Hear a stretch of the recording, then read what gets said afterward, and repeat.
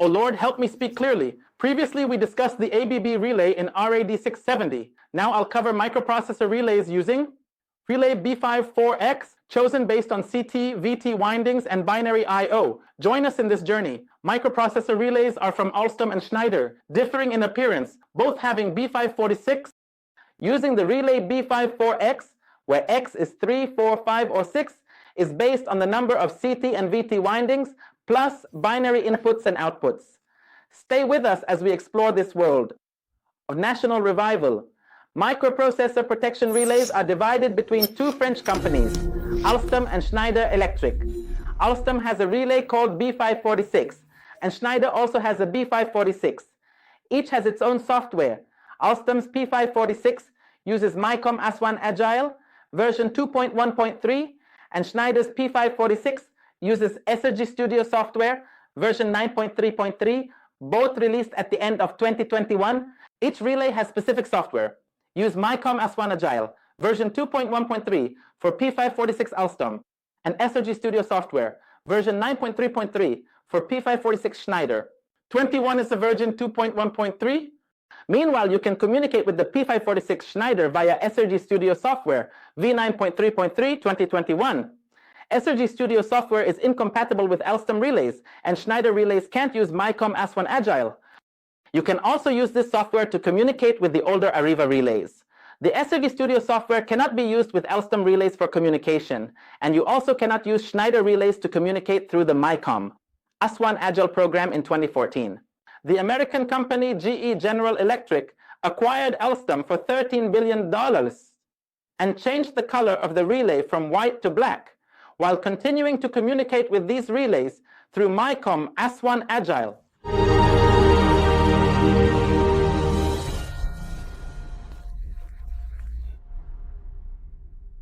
The P546 characteristic consists of two zones, the red zone and the yellow zone. The value of the differential current is calculated by performing a vector summation of all the currents entering the protected element. If there are 3 currents entering the area to be protected, then the value of the differential current equals the vector value of I1 plus the vector value of I2 plus the vector value of I3. The value of the biased current is calculated by performing an algebraic sum of all the currents at each terminal, and then we divide them by 2.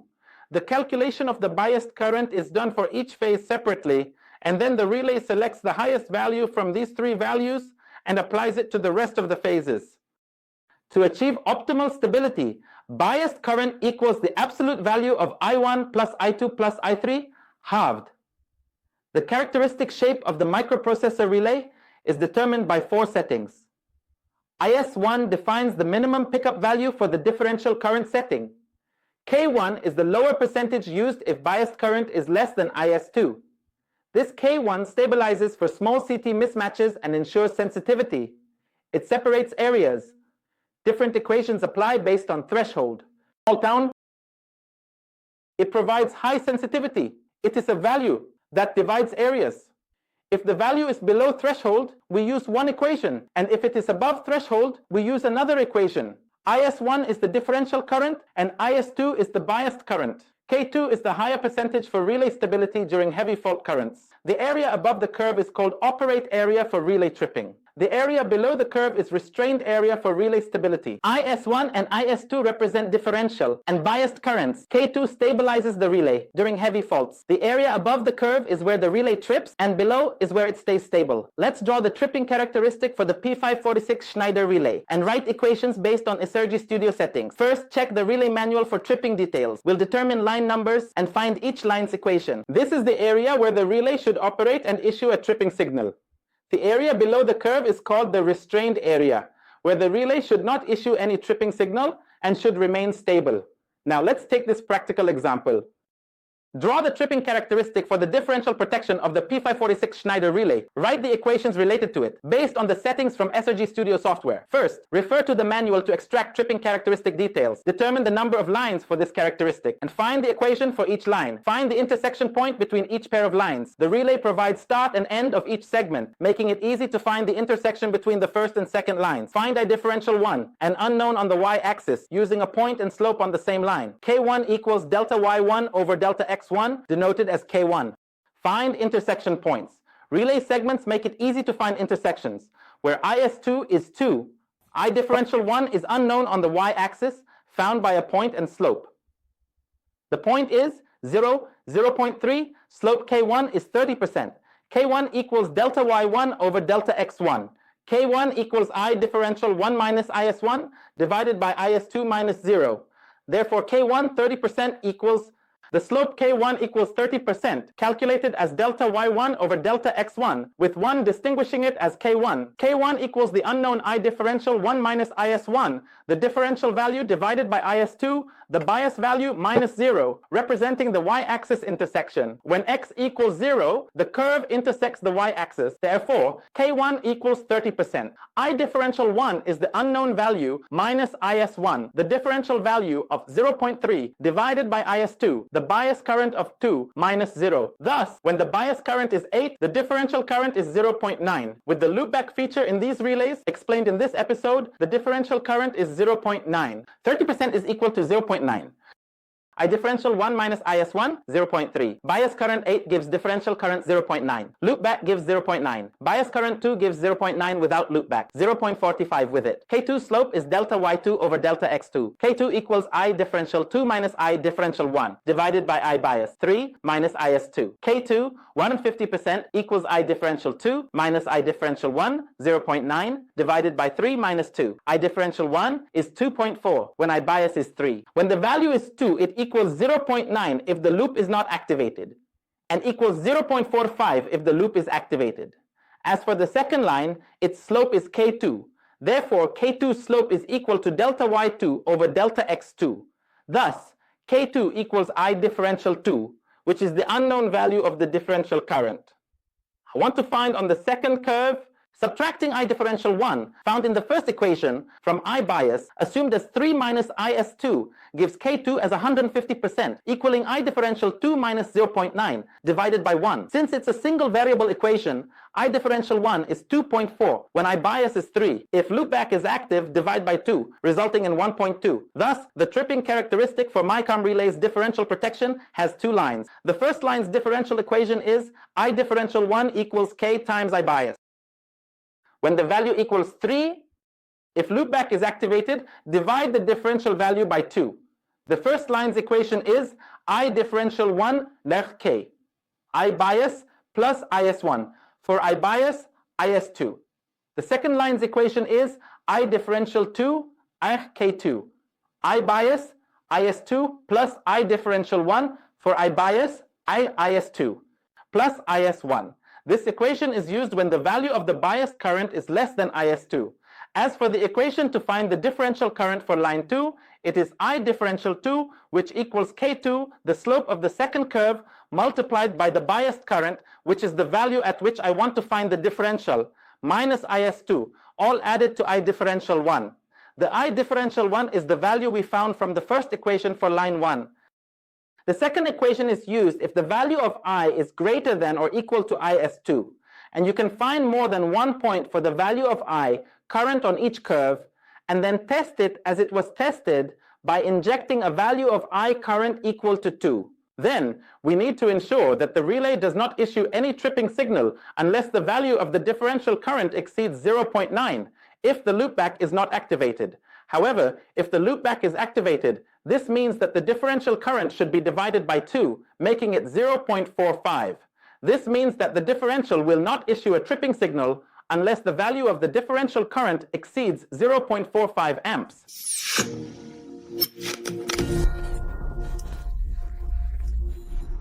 Loopback features involve placing relays in different locations for communication. Each relay reads local current as a real value and remote current as virtual pulses via fiber optics. it calculates I differential and I bias current, requiring fast remote current arrival. Where does it operate every night? By reading the local current coming to it from the current transformer and reading the remote current coming to it from the other end through fiber optic communication, it then calculates the differential. And bias current, the remote current must arrive quickly to avoid a difference between the two currents, causing the relay to issue a trip signal. If there is a communication failure, the relay will read the local current without the remote current. A differential block is needed to prevent incorrect operation, ensuring protection only during faults.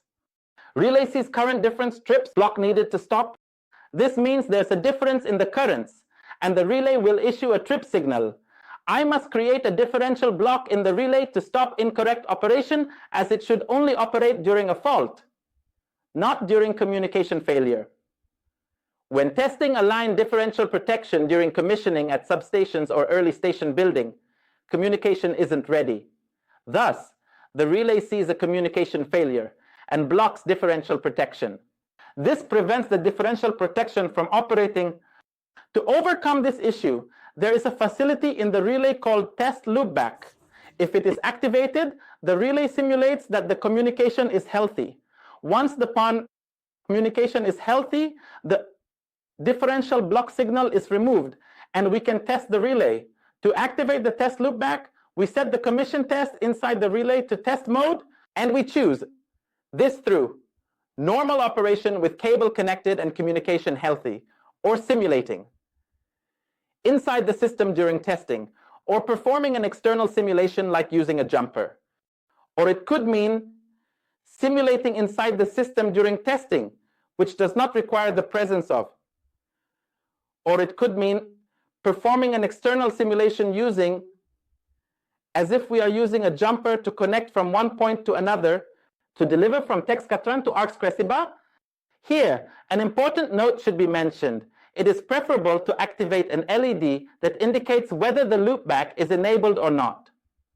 This alarm can be automatically removed if the loopback is in the disabled state, meaning it is a non-latching LED. This serves as a reminder not to forget that the loopback is activated during operation after enabling the loopback feature in the relay. The relay will automatically see address 00, meaning it will respond as if it is connected to the remote relay. However, the difference here with the loopback feature activated in the relay is that the relay will see the remote current as the same value as the local current being injected, exactly mirroring the value and direction. If I inject a local current of 1 ampere at an angle of 0, the relay will assume that the remote current is also 1 ampere at an angle of 0. This means that the readings displayed on the relay will show that the I bias value equals 1 and the I differential value equals 2.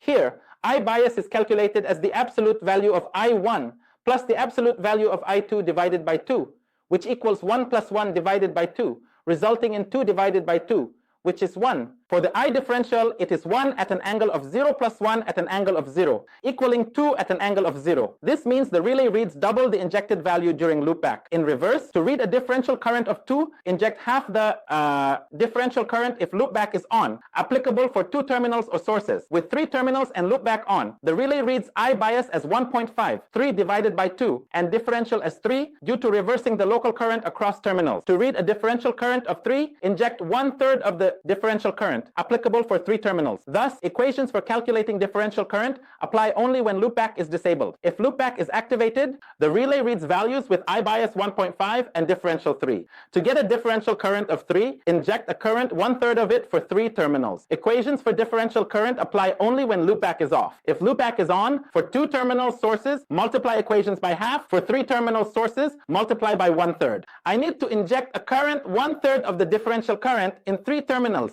Thus, the equations for calculating the differential current found earlier apply when the loopback is not activated or disabled. If loopback is activated, internal or external, for 2 terminals or sources, multiply by 0.5. If activated for 3 terminals or sources, multiply by 1/3, I 333. This is uncommon in substations and not used for further calculations. Included to convey loopback concept in differential protection. Devices like MyCom have 2 curves, not starting with a straight line, unlike ABB and Siemens relays. For 2 terminal terminal or source, multiply by 0.5. If loopback enabled for 3 terminal or source, multiply by 1 to 3. I-333. But this usage is generally not common in substations, and we won't rely on it for further calculations. We included it just to convey the concept of loopback clearly. In AMP, the differential protection. For devices like MyCom, there is a specific challenge because they consist of only 2 curves and do not start with a straight line, as is evident in this red line for ABB and Siemens relays. The problem with this relay is that an increase in I bias will be accompanied by a proportional increase in the value of I differential. This means it is impossible to test the value of IS1 at its exact value. While in the first curve of ABB and Siemens relays, I bias increases, while the value of I differential remains constant.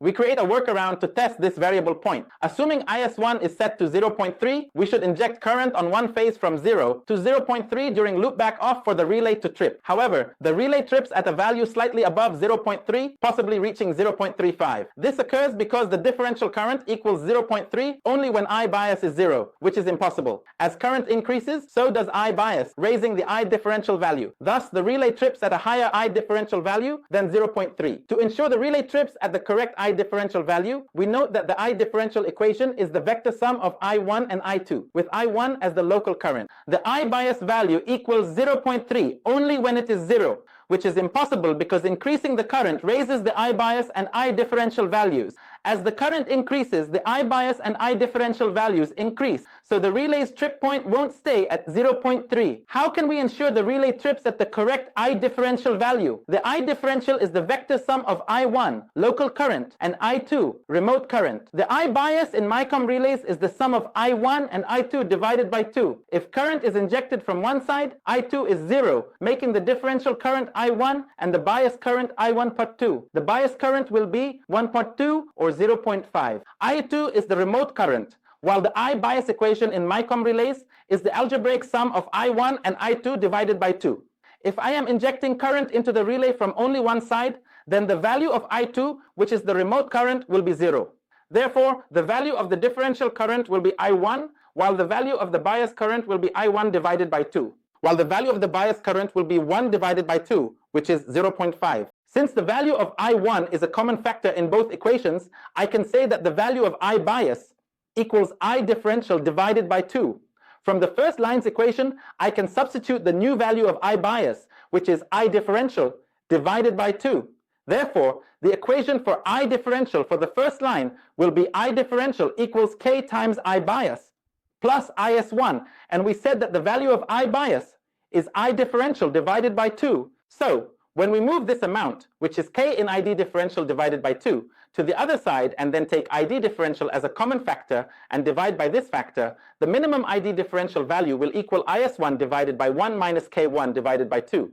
When the value of IS1 in the setting is 0.3 and K1 is 30%, then the minimum ID differential will equal 0.3529. 30% current, 0.3529 if active, value halves, equations A, B, and if it is activated and in position, then its value is divided by 2. And this equation is general, not specific, meaning it can be applied to any relay you want. Therefore, the equations will be as follows. The equation or the minimum differential current will equal IS1 divided by 1 minus 0.5 times K1. As for the first line's equation, as we mentioned before, it is that the differential current equals K1 times the bias current plus IS1, or the min diff current, that was IS1, 0.5 K1. I diff 1, K1, I bias plus IS1, I diff 2 are K2, I bias, IS2 plus I diff 1. Loop back on, multiply by 0.5, so diff. And it equals plus second line equation. I differential 2 equals K2 times I bias minus IS2 plus I differential 1. If loop back is on, we multiply all previous equations by 0.5, making differential pickup equation. I differential minimum equals 0.5 times IS1 divided by 1 minus 0.5 K. First line equation, I differential 1 equals 0.5 times K1 times I bias plus IS1. Second line equation, 0.5 times K2 times I bias minus IS1 plus I differential 1. It equals all multiplied by 1 minus.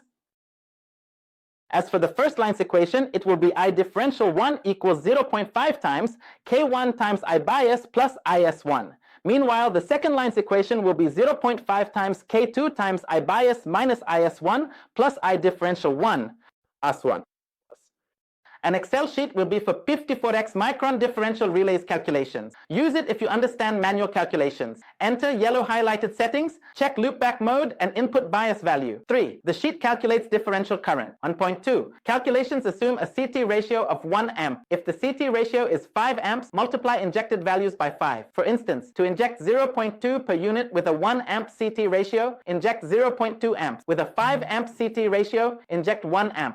We have 3, and the Excel sheet calculates the differential current. Calculations assume the CT ratio is 1 amp. If it's 5 amps, multiply values by 5. Inject 0.2 per unit with a CT ratio of 1 amp as 0.2 amps. If the CT ratio is 5 amps, inject 1 amp as the setting is 0.2 in per unit. Assuming amps means the CT ratio is 1. For differential protection testing, disable other functions to avoid confusion and re-enable them after the test. An engineer might ask this question: to inject a current of 0.2 per unit with a CT ratio of 1 amp, inject 0.2 amps.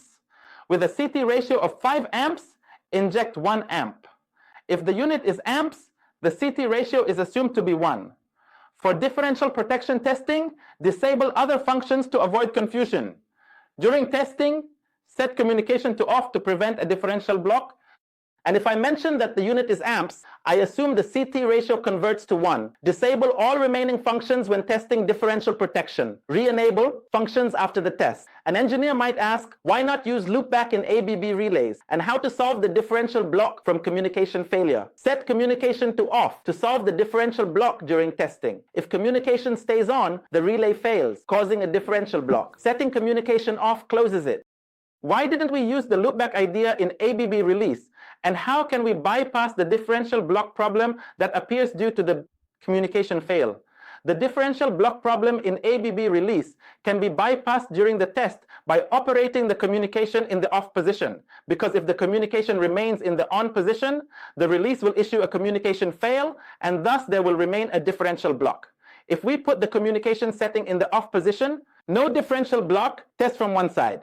Why no loopback in transformer and busbar differential protection? No need for communication between sides. CT connections are within the station, directly linked to the relay. Bias current is 3 per unit. Calculated value matches. Inject 2 currents, 1 for each side, usually with 1 current greater.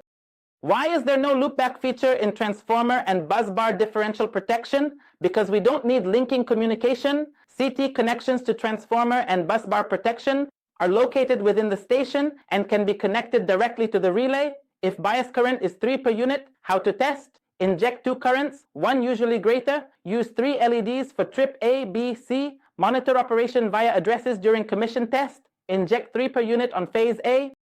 The value calculated from the equations is how to test. We inject 2 currents, one 4 and the other 4, and usually 1 current is greater. We employ 3 LEDs, each LED for trip A, trip B, trip C. To avoid BSL changes, monitor via these addresses during commission tests. We inject a current of 3 per unit on phase A. If CT ratio is 1 amp, inject 3 amps on phase A. If CT ratio is 5 amps, inject 15 amps on phase A. Ensure injection wires can handle these currents to avoid burning. Trip A, B, C, monitor via addresses during commission tests. Inject 3 per unit on phase A. If CT ratio is 1 amp, inject 3 amps. If 5 amps, inject 15 amps. Ensure wires can handle currents to prevent burning. For high current, inject briefly to avoid overheating. After injection, relay shows trip output A. If the CT ratio converts to 1 amp, then we inject 3 amps on phase A. If the CT ratio converts to 5 amps, then we inject a current of 15 amps on phase A. It's important to note that we must ensure that the injection wires can handle these currents to avoid burning. Additionally, if the injection current value is high, it should be injected in short bursts to avoid overheating the pool injection device.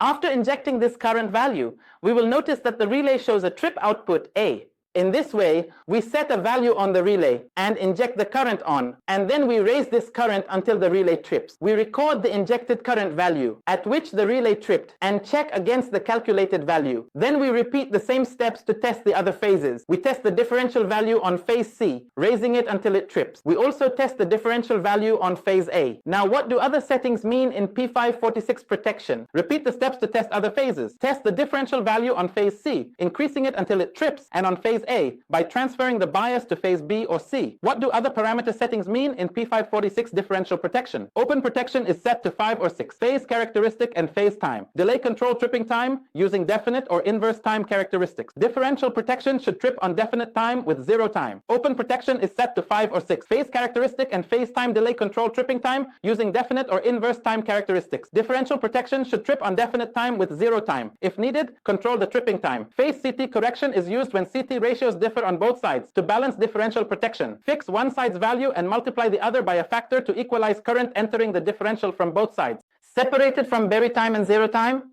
However, if you want to control the tripping time for some reason, you can do that. As for the phase CT correction, it is used when the CT ratio is different on both sides of the line, and we want to reconcile them to achieve balance in the differential protection. So we fix the value of one side and then multiply the other side by this factor so that the current entering the differential is equal from both sides. This compensation is used to offset current differences by setting a resistance value in ohms, or we can also compensate for differences by placing the appropriate value on the line or cable. It sees as if the problem of charging current appears during the operation of the line and after it has been turned on, called steady-state charging current. This relay can distinguish the charging current during operation using Fourier filtering to achieve the required stability, like 9th, 11th, and elephant harmonics. The charging current issue appears during the operation of the line and after it has been turned on, which is referred to as the steady-state charging current. This relay can distinguish the charging current during operation using what is known as Fourier filtering to achieve the required stability, as these currents are characterized by the presence of high-order harmonics, such as the 9th and 11th harmonics and the elephant harmonics.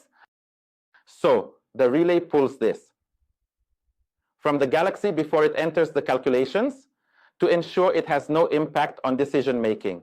As for the one present in, it is an abbreviation for Albert Messef intertrip.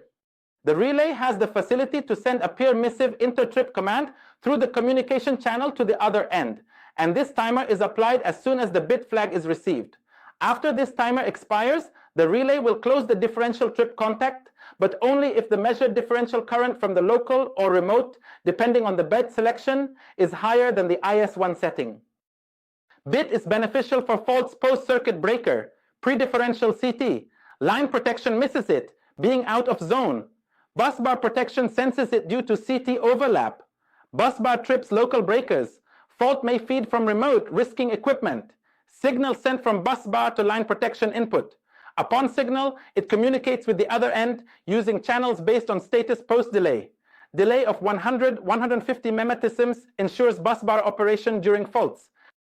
The fault might be fed from the remote end circuit breaker, risking equipment. A signal is sent from the bus bar to the line differential protection's binary input. It's programmed to send the signal to the other end via communication channels. A time delay for correct bus bar operation during faults is usually set between 100 to 150 milliseconds. The remote relay indicates the primary tripping reason via LED. Then I programmed it so that as soon as it receives the signal, it sends it to the other end using either communication channels or both, depending on the opening of the other end after the timer expires. A time delay should be chosen that allows the bus bar to operate correctly during faults, and this timer is usually set between 100 to 150 milliseconds. The remote relay should inform me through LED indication of the primary reason for its tripping so that I can distinguish whether the relay tripped due to differential protection or due to a permissive intertrip coming from the other station. This will also assist me in the investigation during faults. With that, we conclude today's lecture. Stay tuned for the next episode where we will explain a new and unusual type of characteristic related to SL and the 411L relay. Hello, and throw it 4 liters of milk. Wishing you all the best and see you soon.